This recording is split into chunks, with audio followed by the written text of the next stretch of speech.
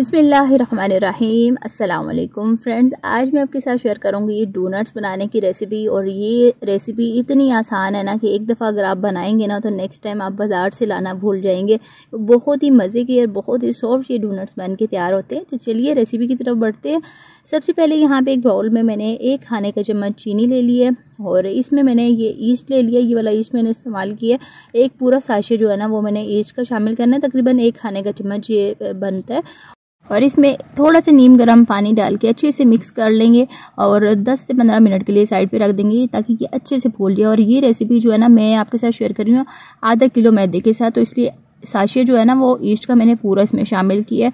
और दूसरी तरफ 1 कप भर के मैंने पीसी हुई चीनी, रेगुलर चीनी लेके उसको ग्राइंडर में मैंने पीस लिया था।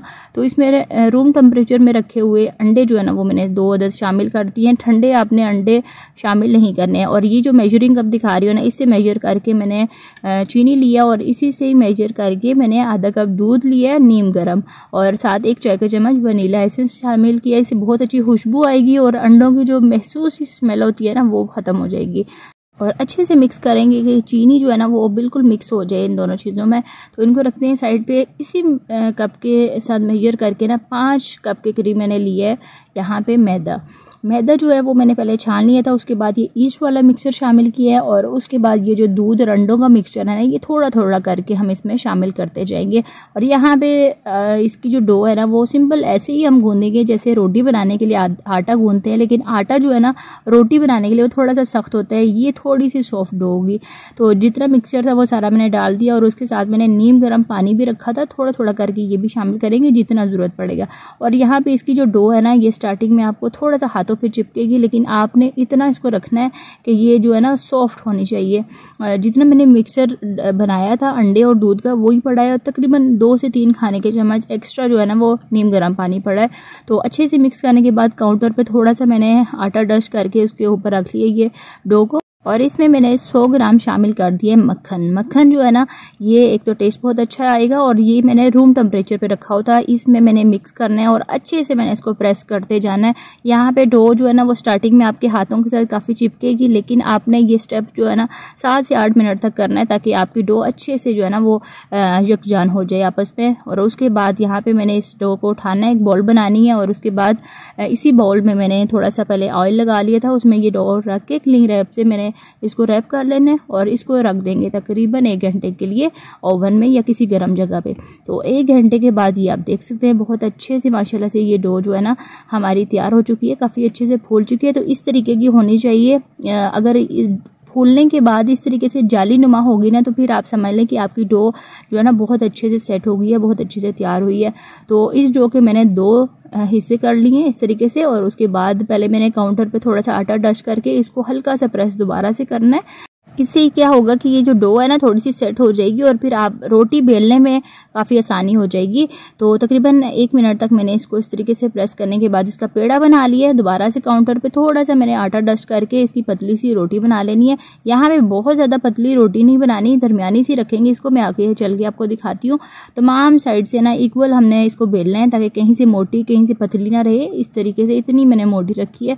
बाद में जब हम इसको रेस्ट पे रखेंगे और इसके बाद फ्राई करेंगे तो ये अपने साइज से डबल हो जाएगी, इसलिए पतली थोड़ी सी रोटी रखेंगे। और अब यहाँ पे मैंने डोनट की शेप देनी है तो कोई भी गोल ढक्कन ले लें किसी बोतल का। मैंने यहाँ पे स्टील का ग्लास लिया, थोड़ा सा खुश्क आटा लगा के ताकि ये चिपके ना डो इसके साथ। और यहाँ पे मैंने शेप दे ली है। और ये जो एक्स्ट्रा आगे पीछे डो बच गई है ना इसको दोबारा से हम पेड़ा बनाएंगे और दोबारा से जो है ना वो हम इसी तरीके से डोनट्स बना लेंगे। और दरमियान में शेप देने के लिए भी मैंने एक बोतल का ढक्कन लेके तो इस तरीके सारे डोनट्स बना लिए हैं। और अब यहाँ पे थोड़ा सा पहले मैंने काउंटर पे खुश्क आटा डस्ट करके इसके ऊपर ये सारे डोनट्स रख के 20 मिनट के लिए रेस्ट पे इनको रख दिया था।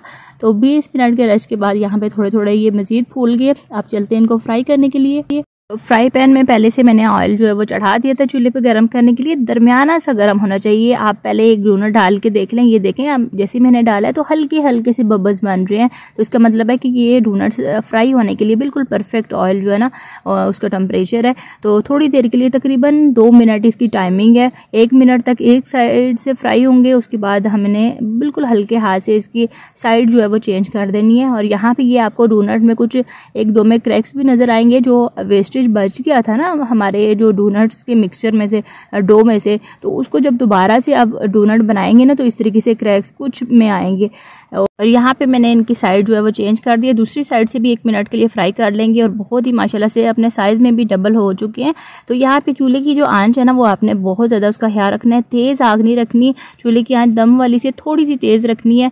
तो इससे क्या होगा कि अंदर तक ना बहुत अच्छे से ये पक जाएंगे। अगर चूल्हे की आंच तेज़ हुई तो फिर क्या होगा, ये बाहर से तो जल्दी कलर आ जाएगा लेकिन अंदर से कच्चे रह जाएंगे। टाइमिंग इनके फ्राई करने की बहुत कम है, 2 मिनट है, 1 मिनट तक एक साइड से फ्राई कर लें या फिर आधा मिनट जो है ना वो दोनों साइडों से फ्राई करते रहें ताकि अच्छा सा कलर आ जाए। और इस तरीके से ना एक बैच मैंने निकाल लिया था, दूसरा बैच भी आपके सामने डाला है और इसी तरीके से बाकी सारे डोनट्स तैयार कर लेंगे।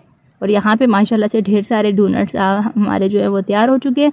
यहाँ पे डोनट्स के लिए हमने चॉकलेट टॉपिंग तैयार करनी है। तो 100 ग्राम मैंने मिल्की चॉकलेट ले लिया और इस तरीके से पीसेस में मैंने कट कर लिया इनको।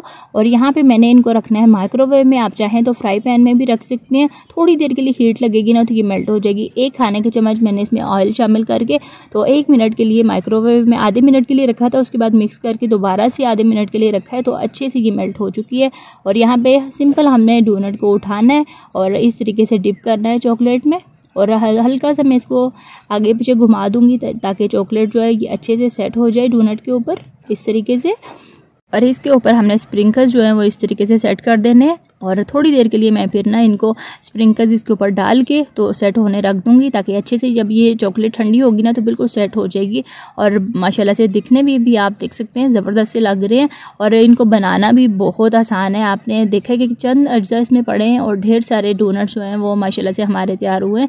और इसी तरीके से बाकी सारे डोनट्स तैयार कर लूँगी। और यहाँ पर माशाल्लाह से काफ़ी सारे डोनट्स अभी तैयार हो चुके हैं। इसी तरीके से मैंने थोड़ी देर के लिए रहने देना इनको ताकि ये अच्छे से सेट हो जाए। और यहाँ पर मैंने इनको डिश आउट कर दिए और आपने देखा कि सिंपल इंग्रेडिएंट पड़े हैं और माशाल्लाह से इतने सारे डोनट जो हैं वो घर में तैयार हो गए हैं। और जितनी मेजरमेंट चीज़ों की मैंने आपको बताई है ना, इसी तरीके से अगर आप फर्स्ट टाइम ही बनाते हैं तो आपके डोनट जो है ना वो बिल्कुल परफेक्ट बनेंगे। तो इस ज़बरदस्त रेसिपी के साथ मैं आपसे इजाज़त चाहती हूँ। वीडियो को लाइक और अपने फ्रेंड्स एंड फैमिली में शेयर करना मत भूलिएगा और चैनल पर अगर आपने फर्स्ट टाइम विजिट किया तो सब्सक्राइब किए बगैर प्लीज़ अब मत जाइएगा। अल्लाह हाफिज़, फ़ी अमान अल्लाह।